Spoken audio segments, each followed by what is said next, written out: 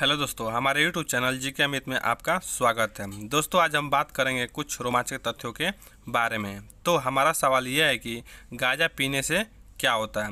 दोस्तों, अगर इसके बारे में आप नहीं जानते हैं तो आइए जान लेते हैं। लेकिन इससे पहले आप हमारे चैनल को सब्सक्राइब नहीं किए हैं तो सब्सक्राइब कर लें, क्योंकि हम इसी प्रकार की रोमांचक तथ्यों के बारे में बताते हैं। तो हमारा सवाल था कि गांजा पीने से क्या होता है। तो दोस्तों, शायद आप लोगों को मालूम नहीं होगा कि गांजा भारत में पूर्ण रूप से प्रतिबंध है। इसके बावजूद लोग चोरी छिपे इसका व्यापार और सेवन करते हैं। साल 1985 तक गांजे पर किसी भी प्रकार की कोई पाबंदी नहीं थी, लेकिन राजीव गांधी की सरकार ने 1985 में NDPS एक्ट लेकर आई। इस एक्ट के तहत गांजे को प्रतिबंध कर दिया गया। गांजे को लेकर कई तरह की बातें कही जाती हैं। गांजे के नुकसान बताने वालों के साथ इसके फायदों का जिक्र करने वालों की संख्या भी अच्छी खासी है। इसके साथ साथ कई सालों से देश में गांजों पर लगाए गए प्रतिबंध को हटाने की भी मांग की जा रही है। दोस्तों, मैं बता दूं आप लोगों को कि गांजे में पाए जाने वाले दो केमिकल्स यानी THC और CBD के अलग अलग काम हैं। जहां एक तरफ THC नशा बढ़ाता है तो वहीं दूसरी ओर CBD THC के प्रभाव को कम करता है। आपको जानकर हैरानी होगी कि CBD लोगों को घबराहट की कम करने में काफ़ी मदद करता है। गांजा क्या चीज़ है? दोस्तों, गांजा को हम अंग्रेजी में कैनबिस कहते हैं। गांजा यानी कैनबिस के फूलों से ही गांजा बनाया जाता है। आमतौर पर गांजे को सिगरेट की तरह स्मोक किया जाता है। वहीं कई लोग बताते हैं कि इसे खाया भी जाता है और घोलकर पिया जाता है। भारत में गांजे को NDPS के अंतर्गत लाने की सबसे बड़ी वजह थी कि ये एक मानव सक्रिय मादक है।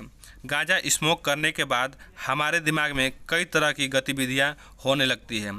दरअसल कैनबिस के पौधे में करीब 150 तरह की कैनेबिनाइड्स पाए जाते हैं। कैनेबिनाइड्स को आप आसान भाषा में एक केमिकल के रूप में समझ सकते हैं। कैनबिस के पौधे में पाए जाने वाली 150 केमिकल में दो केमिकल्स ऐसे भी होते हैं जो दिमाग पर सबसे ज़्यादा असर डालते हैं।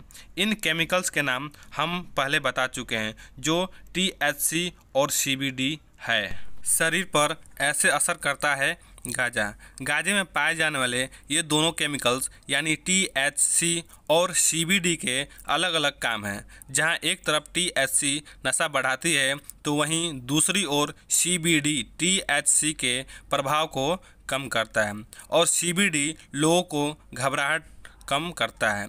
लेकिन ये इंसान के उस वक्त हिलाकर रख देता है जब गांजे में THC की मात्रा CBD की मात्रा से ज़्यादा हो।